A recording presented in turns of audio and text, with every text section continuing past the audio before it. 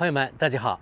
昨天在德国发生了2件事情。第一件事情就是在德国，任何人只要你愿意，就可以到当地的民政部门填个表、签个名，就可以随便改你的性别以及你的名。但是后续有什么影响呢？现在还不得而知。因为不是改性别那么简单，也不是改名那么简单，牵涉到一系列问题，比如说你的证件啊、你的护照呀等等。比如说，如果你是男的，你改成女的，那么如果你拿这个护照想来中国旅游，那中国海关对你怎么样呢？具体咱们也不知道啊，这是一个问题。可见啊，在德国，我发现这届德国政府他们正事不干，全部干一些对大部分德国人来说不痛不痒的事情。而真正的要处理什么经济低迷的事情啊，还有企业倒闭啊、企业出走啊，还有能源危机，这所有很重要的事情，关系到国计民生的事情，德国政府没有能力去处理，也不想去处理，全部是以意识形态为挂帅来处理国家大事。所以从这点可以看出啊，像德国这种政客管理国家能力实在太差了。这也难怪过去10-20年、20-30年。德国总体来说没有什么发展，我相信呢，这也是整个西方国家目前所处的那种状况啊。本期咱们想谈的第二个问题，那就是也是昨天，不光是在德国，而是在整个欧盟，对中国电动汽车征收惩罚性关税的法案也生效了。从昨天5月起，凡是在中国生产的电动汽车都会征收额外的所谓惩罚性关税。欧盟委员会给出的原因是什么？是因为啊，中国政府疯狂补贴中国的电动汽车生产商，所以才让中国电动汽车那么便宜，低于所谓成本。所以呢，如果是出口到欧洲，就扰乱了欧洲市场。不过呢，我本人一点都不同意这样的观点，因为像西方国家，比如说像德国，不仅他们的用工成本特别的高，然后各种各样的所谓的福利，另外还有其他各种成本，比如说能源成本、税收，还有各种各样的，比如说环保措施啊。这些所有的法律法规都会增加生产成本，这就是为什么你看，像西方生产的产品，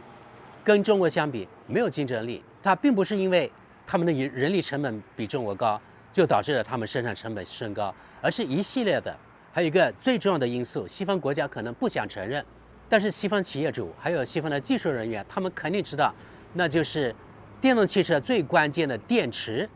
西方没有掌握这个价值链。因为电动汽车最重要的部件电池啊，这个价值链可以说几乎完全掌握在中国手里。中国从这个稀土，还有与电动汽车这个电池有关的矿产，从矿产的勘探、开发、提炼，以及电池的生产、集成等等，所有这些技术都掌握在中国手里。所以中国生产商可以很好的把握成本，而所谓的人力成本只是整个电动汽车比较小的一部分。但是现在的欧盟眼看着他们的产品竞争不过中国，所以呢，从原来所谓全球化开倒车变成了地方保护主义，也就是欧盟想保护自己的产品，所以才发起了对中国生产的电动汽车反补贴特别关税，或者说反补贴惩罚性关税。大家肯定也发现了啊，像西方国家，当他们的产品有竞争力的时候，或者当他们的产品没有其他竞争对手的时候，那他们就崇尚所谓的全球化，崇尚的所谓市场经济。比如说德国汽车生产商，他们在中国卖了30-40年，他们的汽车当时啊，光是一款桑塔纳，就是德国大众汽车的啊，桑塔纳过时的生产线从巴西搬到中国的上海，在上海大众那里生产了几十年，赚得盆满钵满。当年一辆汽车动不动就要20万人民币，而且是特别落后的那种技术。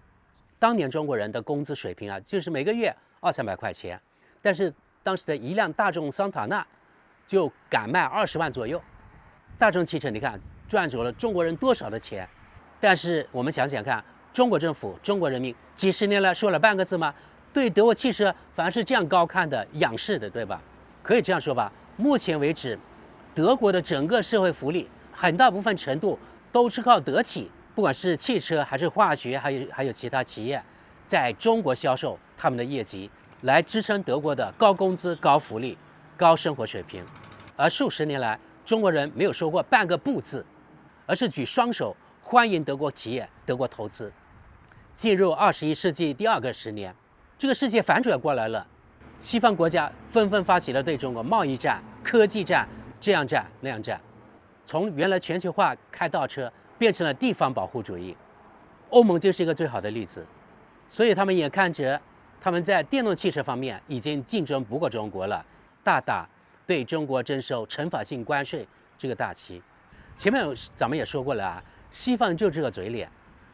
打得过你的时候，他的产品比你好的时候，就说自由市场经济；一旦他的产品竞争不过你，然后就关起大门来搞贸易保护主义。这其实才是比如说欧盟对中国征收所谓惩罚性关税的最主要原因。他们现在害怕中国生产的电动汽车了，因为中国电动汽车物美价廉，质量可能还比它的更好。你说他能不怕吗？昨天开始生效的这个所谓的惩罚性关税啊，这个法令法规对中国电动汽车到底怎么样呢？原来对中国生产电动汽车就有10%的关税，而在这10%的基础上，从昨天开始又征收特别的关税，而且欧盟还搞出一个对不同的中国电动汽车生产商有不同的税率，比如说对中国的比亚迪征收另外的17%的关税，而对中国吉利征收18.8%的关税，最高可以征收35.3%。同时呢，比如说对特斯拉只征收7%的关税，而对德国的其他，比如说奔驰啊、宝马啊、大众等等，它征收的关税的税率可能更低一些。不过话说回来，比如说对比亚迪，它原来是10%，现在17%，对吧？总共27%的关税。如果欧盟不再设其他的贸易壁垒，27%的关税，我相信啊，比亚迪是可以接受的，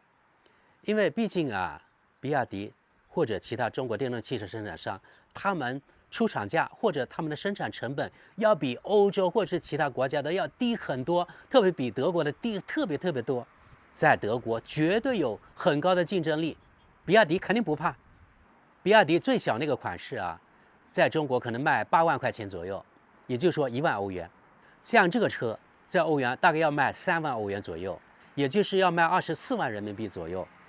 这个8万是中国的零售价，出厂价可能稍微低一些。比亚迪的出厂价算你7万块钱，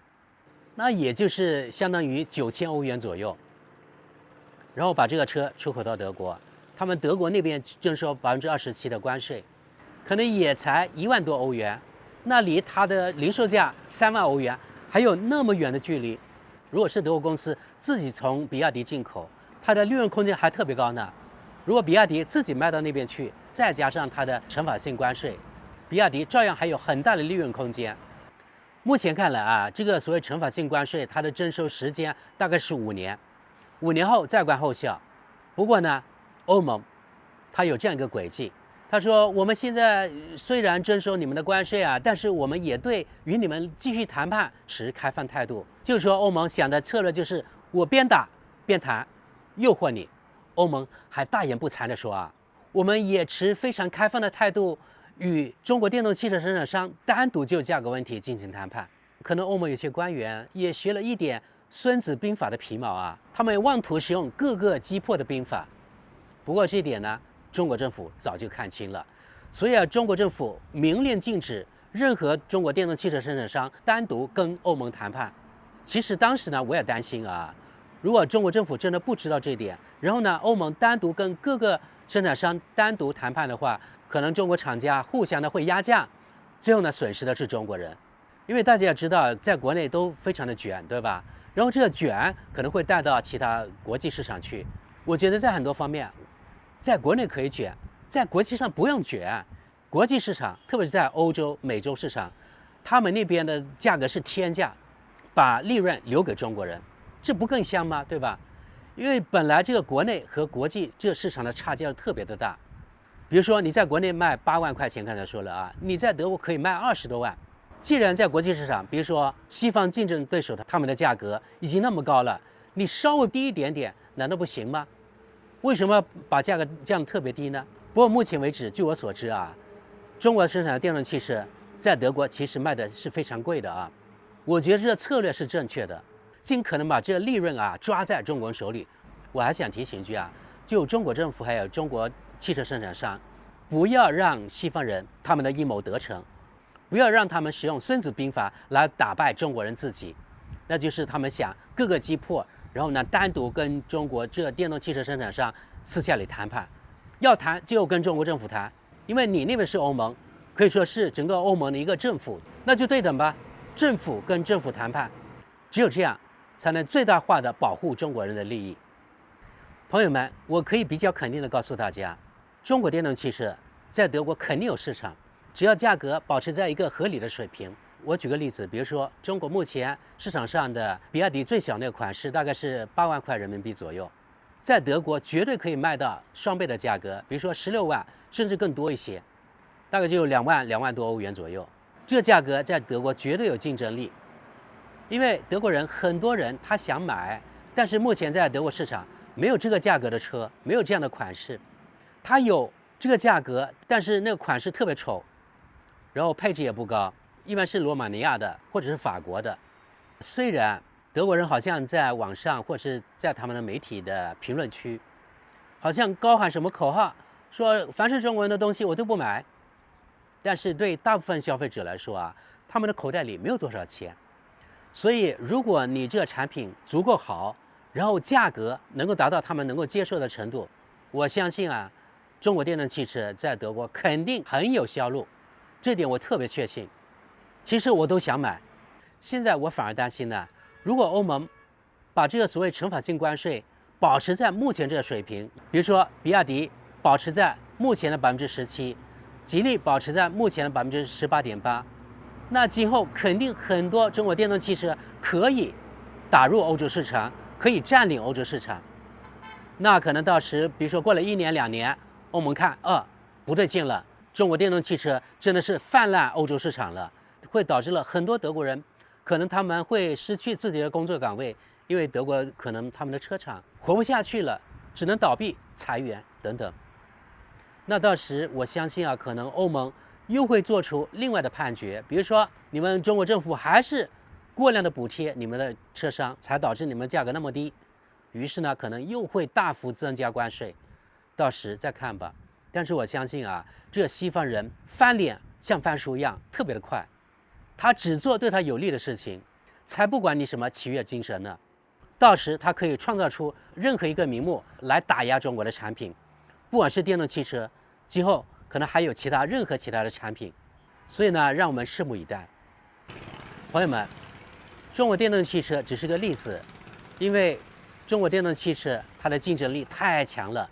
所以呢，西方人特别害怕呀，尤其是德国，因为呢，汽车可以说是德国的支柱产业。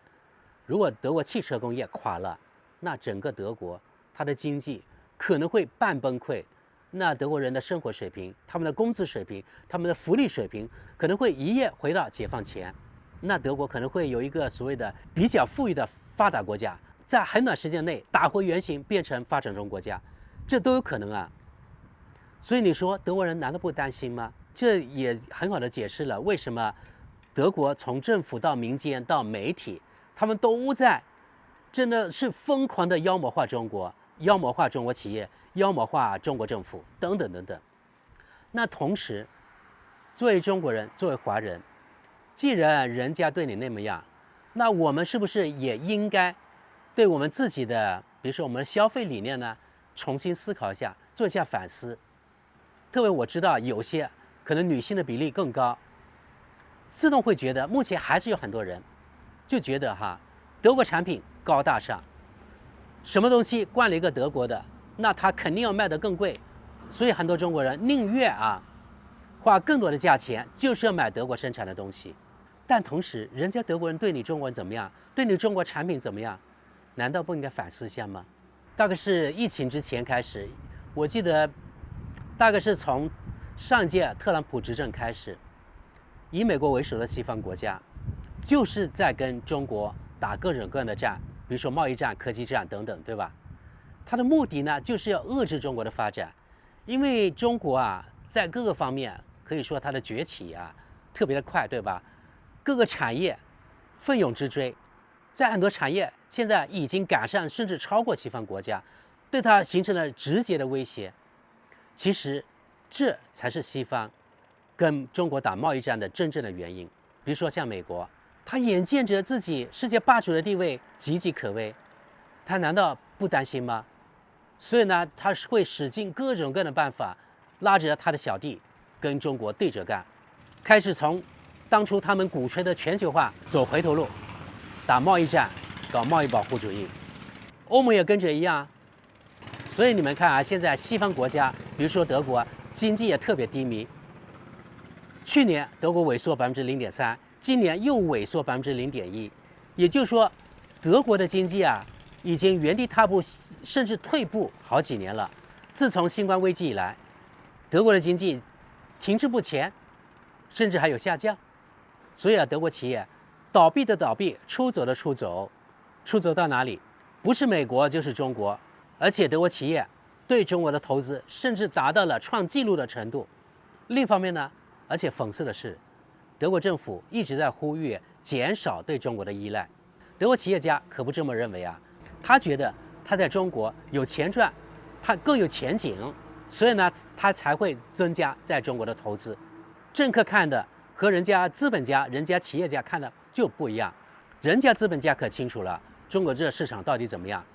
如果这中国市场不好，他会追加投资吗？他会把他的比如说研发中心搬到中国来吗？比如说大众就这样，还有德国的化工企业巴斯夫，人家投资100亿欧元在中国广东的湛江呢。同时，他关闭在德国的工厂，难道德国政府、德国人民不应该反思为什么巴斯夫这样干？所以啊，光是唱衰中国没有用，你要看人家企业主、人家老板是怎么做的。在国外的我们，特别在西方国家，我们都知道啊，像德国，他们的经济真的目前特别的低迷。美国也一样，很多大学生一毕业就是失业。印度也一样，很多大学生毕业之后找不到工作。所以现在整个国际大环境都一样，并不是中国一个国家的现象。我也知道啊，像中国目前的经济确实遇到了很大的困难。我也听说周围有一些大学生，他们毕业之后呢，找不到好的工作。但是在中国，只要你想工作，肯定是可以的。但是我发现中国人呢，有这样一个意识，眼高手低。另外还受了这种思潮的影响，万般皆下品，只有读书高。一般中国的父母都会要求自己的子女读完大学之后做白领，才是一个成功的人士。反而如果你是做蓝领工人，那你这个人就是社会的失败人。在以前我也说过这个问题。这个观念真的要改变了。中国缺的不是白领，而是缺的技术工人。像德国一样，他们也缺技术工人，而这方面中国更缺呢。有本事的技术工人，比如说有本事的高级的焊工，他们的工资可是比你一个普通白领要高很多倍呢。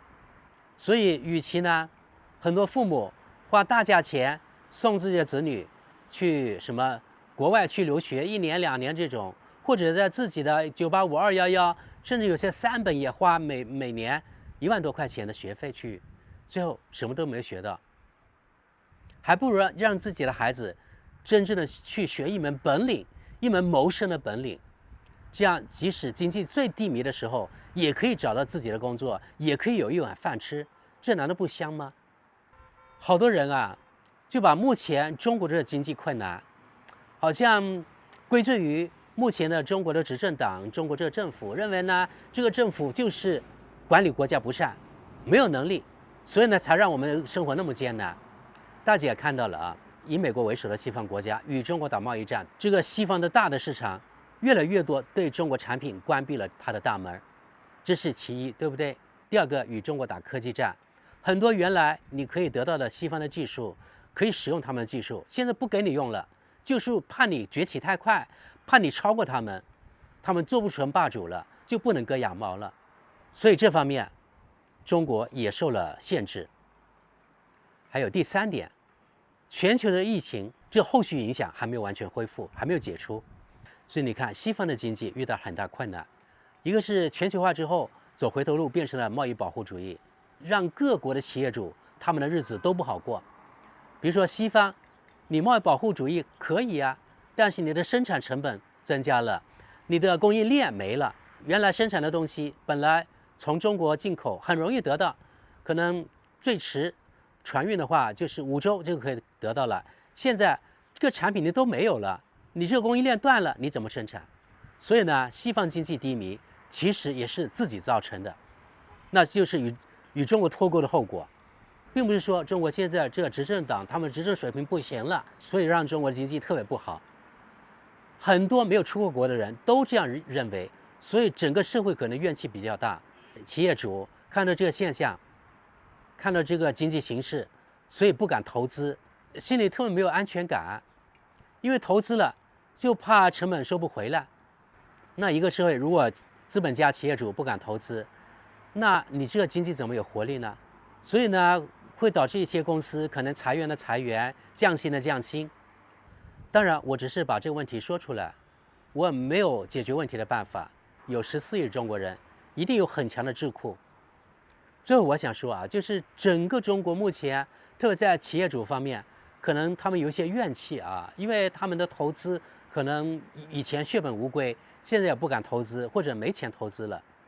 即使银行想贷款给你，可能看到这样的经济形势也不敢投资。所以在资本家、企业主当中，可能有一些怨气，有一些误解，而这些人可能在社会上呢不敢发声，或者他们在朋友圈说，但是他们的心声在上面听不到。因为我是做自媒体的，我的感触特别深，那就是在中国的平台呀，这个他们自查太严格了，普通的一个敏感词我都不知道什么是敏感词，在我看来，真的一点伤害都没有的东西，在中国的平台都发布出去。如果像我这样的东西都发布出去，一些真正的民意，一些企业主的或者老百姓的心声，那最高层他们怎么能听得到呢？他们的本意肯定是好的，是想把这个国家带领往前，带领中华民族崛起。但是如果这个整个经济出了问题，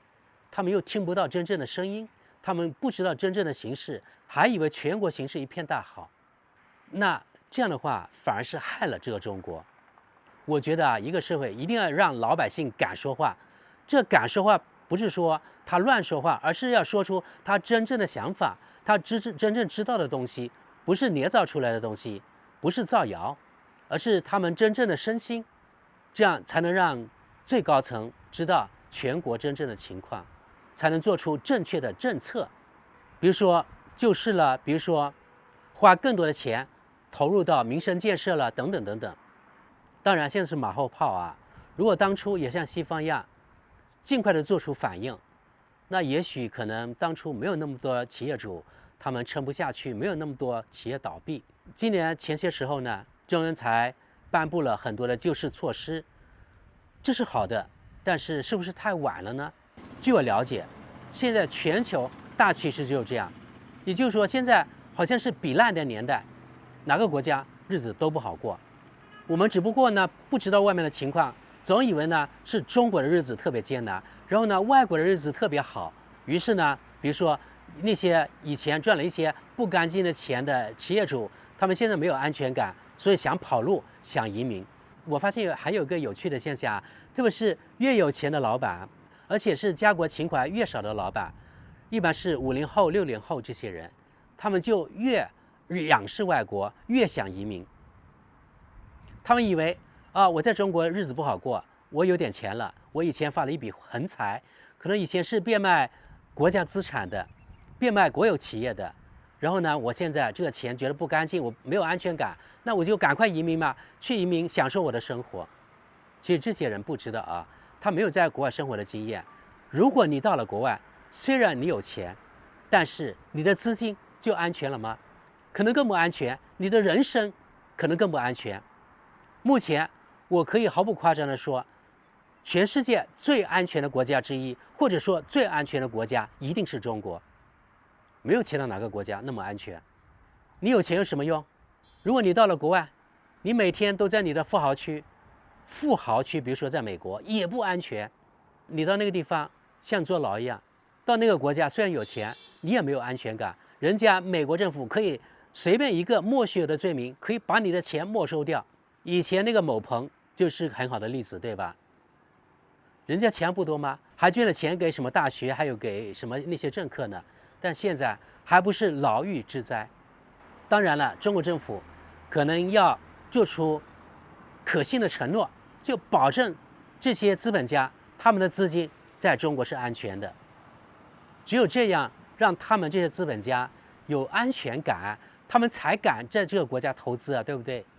好的，朋友们，这就是今天我大概抛出了一些话题啊，就是说这个整个全球的经济形势都不好，而不是中国一家的问题。另外呢，中国我觉得现在相对来说，可能这个言论自由度稍微低一些，要允许老百姓说一些东西，这样最高层才能知道老百姓的心声，最高层才知道全中国这形势到底怎么样，而不是他手下那些官员拍马屁，那些官员老是好像歌舞升平，形势一片大好一样。其实并不是这样，中国的问题也很多。真的说一些真话，天塌不下来。希望呢，中国政府能给资本家更多的安全感，让他们愿意在中国投资，让他们放心在中国投资。只有这样，才能创造更多的工作位置，只有这样，经济才会搞活。好的，这就是今天我通过欧盟对中国电动汽车征收惩罚性关税想到的一些其他的问题啊。那么今天的话题就到这里，感谢大家，我们下期见。